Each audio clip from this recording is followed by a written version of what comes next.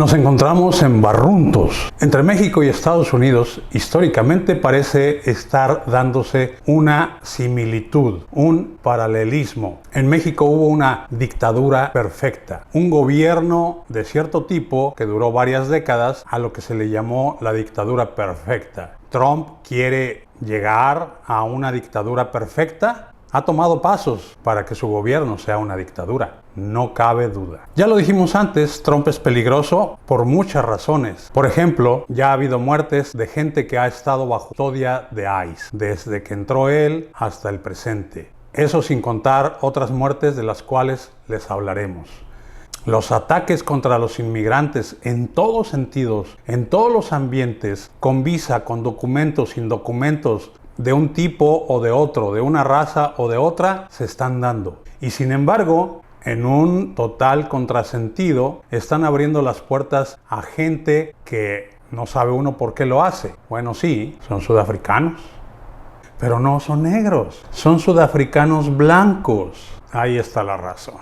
Muy bien. Vamos a empezar con los asuntos de la semana que acaba de pasar. Hoy es lunes 12 de mayo y ha habido mucho en la semana anterior. Como siempre en el gobierno de este señor, todo es actividad, abrumar, atacar, soltar cosas y más cosas. Como dijimos, a ver qué pega. Soltar cosas casi a lo loco. En fin.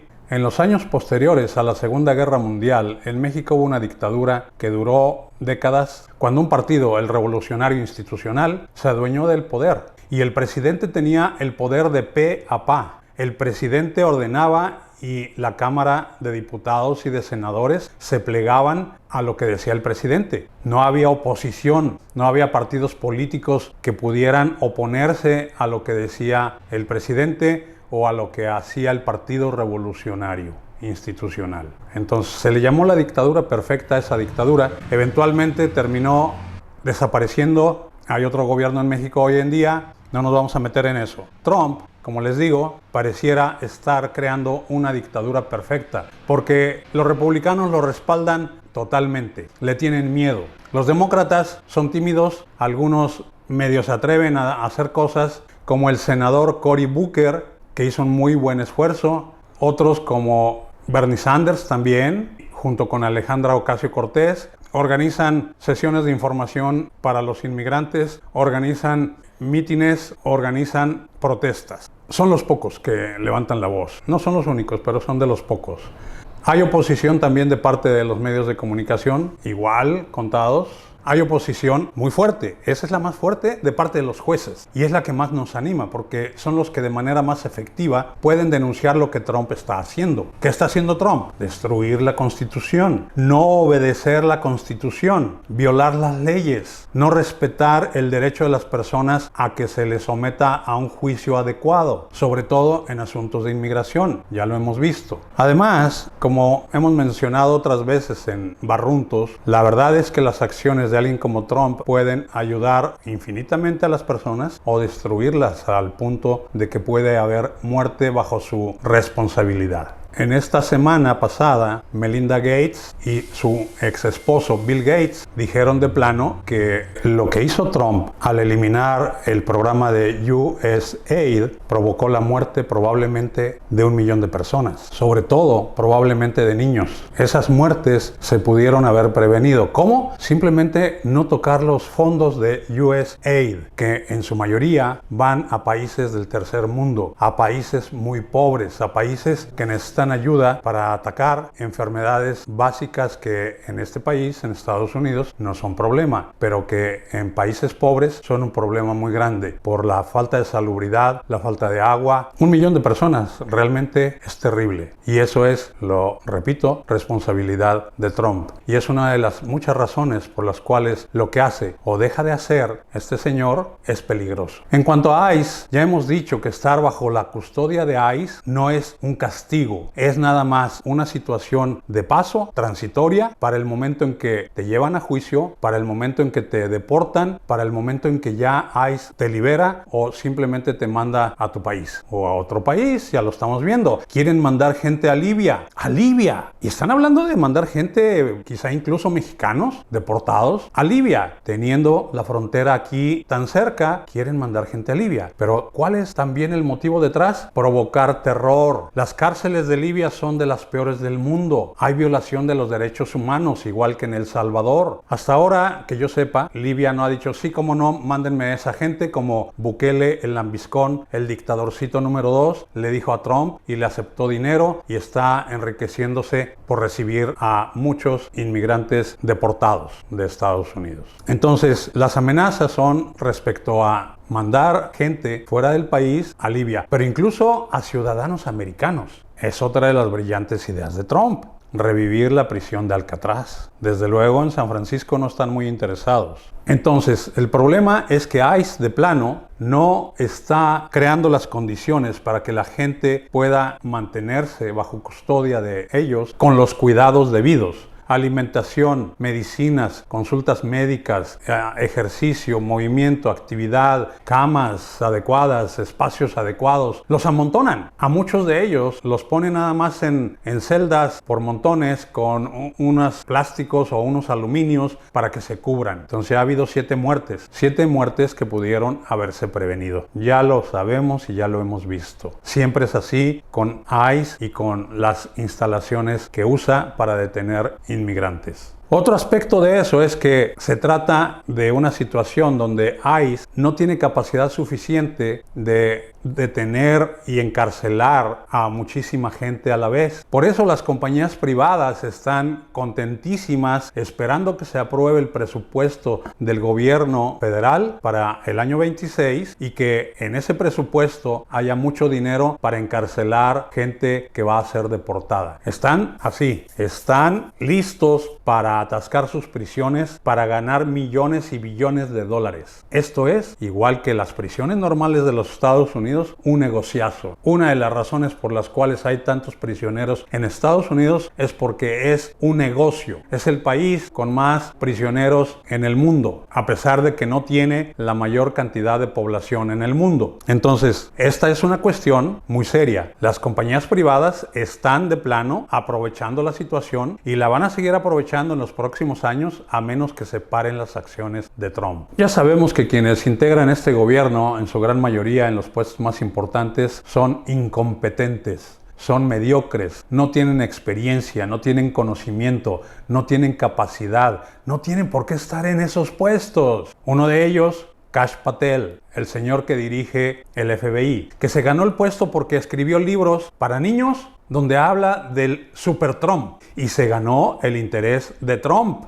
El caso es que tanto a Trump como a Kash Patel a diario se les entregan informes confidenciales sobre asuntos de seguridad. Trump no los lee y Kash Patel, como buen alumno, tampoco. ¿Qué nos dice eso? ¿Hay algún peligro en que no los lean o nada más pues ok, no los leen? No los leen por ignorantes, no los leen por flojos, no los leen por iletrados. Prefieren grafiquitas. En el caso de Trump, pónganle monitos para que entienda las cosas, para que no se estropee su cerebro, se le cansa. Entonces, hay un peligro muy grande allí, porque el FBI es una institución muy importante en este país y la verdad es que influye también en el mundo. Y Kash Patel es un ignorante que la semana pasada compareció ante un comité del Congreso de los Estados Unidos y lo interrogaron y quienes lo interrogaron lo hicieron ver mal.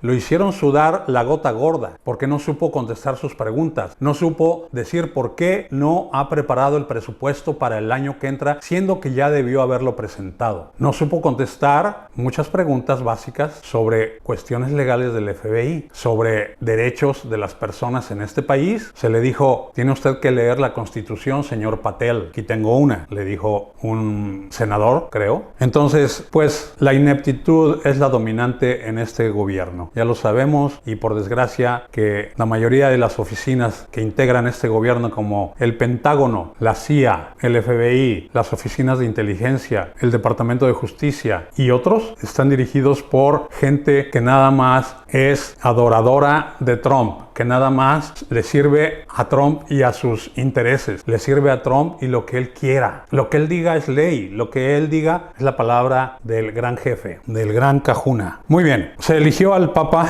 al nuevo Papa, y Trump lo felicitó de inmediato. Pero lo que no sabe, o tal vez en este momento ya lo sepa, es que el nuevo Papa es alguien que ha criticado a J.D. Vance directamente y que ha hablado contra las políticas de Trump, que en su discurso de presentación a los católicos y al mundo habló de construir puentes, que es lo que Francisco, el Papa anterior, decía: construir puentes, no muros. Entonces Trump recibió dos bofetadas. La primera bofetada porque los cardenales eligieron a un anti-Trump, eligieron a alguien que ni de chiste va a decir: sí, cómo no, señor Trump, usted está bien, no hay problema, haga lo que quiera, la Iglesia Católica lo saluda, lo felicita y condona sus acciones. No es así. Se trata al contrario de un papa que va a levantar la voz cuando sea necesario. Los papas tienen un poder simbólico, un poder moral, pero ese poder moral y ese poder simbólico son importantes. En algunos casos llevan a que un jefe de Estado cambie algunas acciones por presión política, presión moral, presión de la opinión pública, y es bueno que alguien como este Papa, León XIV, hable de lo que es realmente justo y lo que no lo es, de lo que es realmente cristiano y lo que no lo es.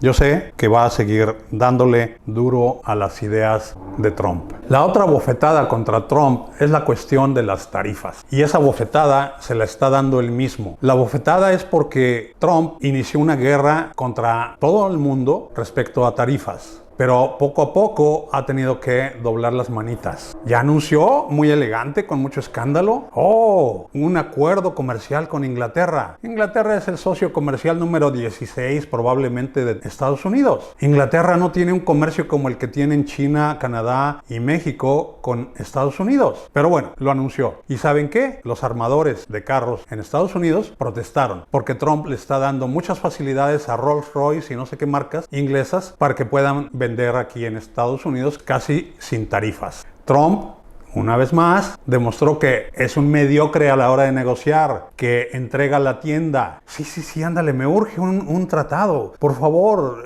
Keir Starmer, primer ministro de Inglaterra. Oye, ¿verdad que es un buen tratado? Ahí estaban las cámaras y ahí estaba él llamándole por teléfono al primer ministro británico. Y pues el primer ministro británico es un político, es diplomático, a diferencia de este tipo, y lo sobrellevó y dijo cosas bonitas en la llamada. Pero los analistas lo han dicho bien claro. Ese tratado es cualquier cosa. Trump habló de 200 países con los cuales ya había hecho tratos. Lleva uno y está hablando ahora con China. Son dos. Y con China también está doblando las manos. Porque ese es el estilo de hacer tratos de Trump. Voy a gritar. Voy a hacer esto bien agresivo. Voy a hacer mucho ruido. Voy a crear un gran problema. Y luego ya que todo esté insoportable, yo mismo le bajo a mis movidas, a mis órdenes, a mis instrucciones y hago lo que me diga China y hago lo que me diga Inglaterra y hago lo que me diga quien sea. Porque así es como funciona este tipo. Rompí esto, pero soy muy bueno, miren. Ya lo parché. Quedó más o menos. No quedó perfecto, pero soy bien bueno. Soy el maestro de la negociación. Soy el maestro de los tratos. Es un mediocre. En Tennessee se dio una situación donde en una ciudad con un gobierno demócrata, la patrulla de carreteras detuvo gente y se las pasó a ICE. Los detuvo por cualquier cosa, por una luz, por un alto que se pasaron, cualquier cosa, tomando en cuenta que no son cosas tan importantes como para decir,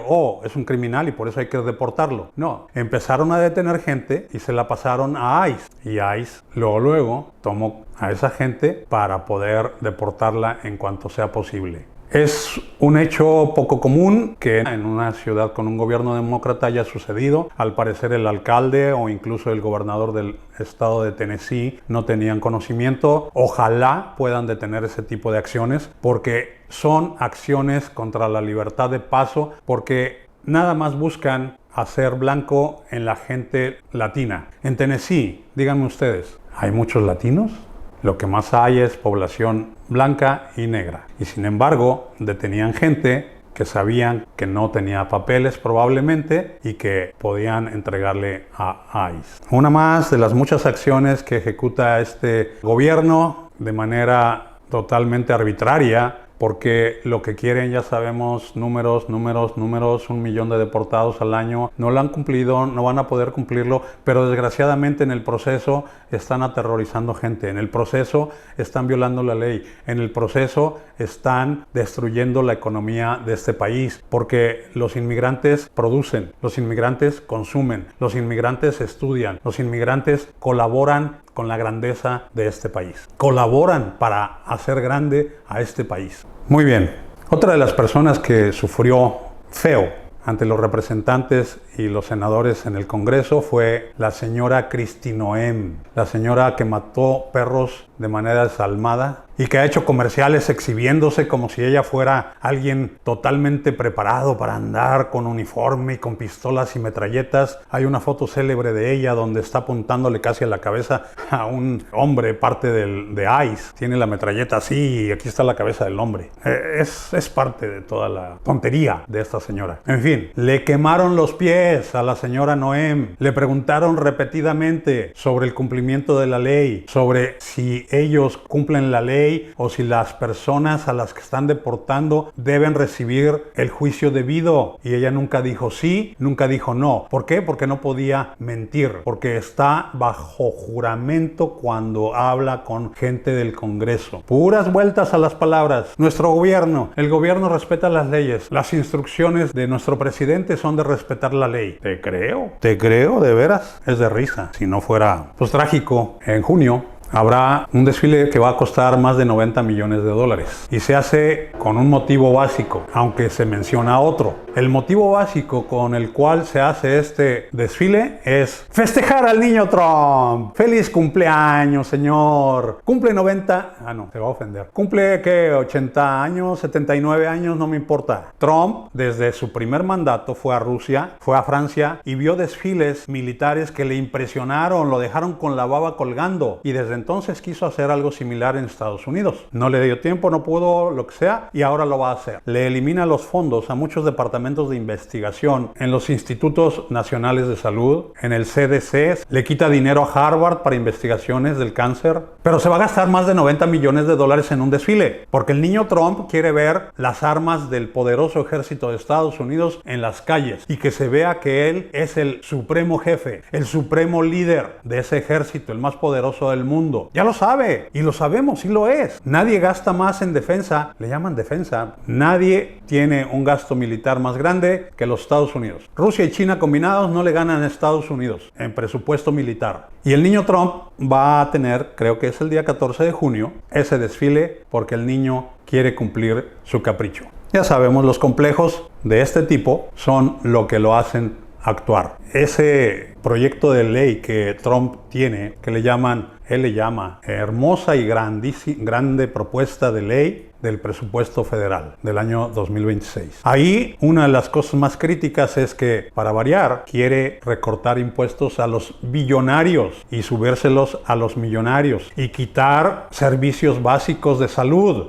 Si los MAGA creían que se trataba de proteger al obrero, de proteger al trabajador común, realmente se volvieron a ser tontos y a engañarse ellos mismos. Porque Trump solo sirve los intereses de la gente que es como él, los billonarios. Ahí están los sauditas. En estos días está allá en el Medio Oriente y ya le ofrecieron un avión de 500 millones de dólares. Y claro que lo va a aceptar. ¿Creen que quien se lo está donando lo hace porque son buenas personas? ¿Vieron lo que donó Elon Musk? Todo lo que Elon Musk pudo hacer metiendo la mano en el gobierno, destruyendo cosas del gobierno, ganando contratos del gobierno, teniendo gran influencia en el gobierno. Ellos no están regalando un avión de 500 millones de dólares porque son buenas personas. Hay muchos problemas escondidos en esa donación. Si un simple reloj caro no es posible que lo acepte un presidente de un particular o de un gobierno porque se presta la sospecha, porque no es adecuado y no es ético. Entonces, ¿cómo podemos hablar de un avión de 500 millones de dólares? Claro, Pam Bondi, la criada que trabaja en el Departamento de Justicia, ya sacó argumentos. No. Es perfectamente válido. El presidente puede recibir ese avión de parte de este país árabe y no hay violación a la ley. Nada apesta. Al contrario, yo digo que todo apesta. apesta. Trump fue a esos países en estos días para que su familia y ellos se enriquezcan más de lo que ya se han enriquecido haciendo tratos con un gobierno y con otro, con empresas privadas y con corporaciones que quieren favores de Trump. Si no de Trump, de la familia de Trump. Si no de Trump, de los funcionarios de Trump. La corrupción de Trump en este periodo está superando fácil y rápidamente la corrupción de Trump en su primer periodo de gobierno. El corrupto en jefe. Una vez más les decimos, vivan su vida, disfruten su vida, olviden los problemas en la medida de lo posible, manténganse al tanto de los acontecimientos, manténganse al tanto de las acciones de la resistencia. Vamos a unirnos a la resistencia de la ciudad en donde vivimos, del estado, del país. Una organización u otra están haciendo lo que pueden para levantar la voz. Vamos a apoyarlos. No solo redes sociales, salgamos a las calles, hagamos algo más efectivo, algo más evidente, algo más agresivo dentro de la ley. Una vez más lo digo. Y también una vez más les digo que no soy abogado y lo que yo digo en este programa son mis opiniones, mis comentarios, mis barruntos. Pero bueno, la idea es no escondan la cabeza como un avestruz. Informados, pero no espantados, no abrumados al punto de que cerramos los ojos a la realidad. Los dejo otra vez con una imagen que les va a alegrar el momento y les pido por favor de nuevo que se suscriban y que nos sigan escuchando. Estamos consignando la historia. Muchísimas gracias.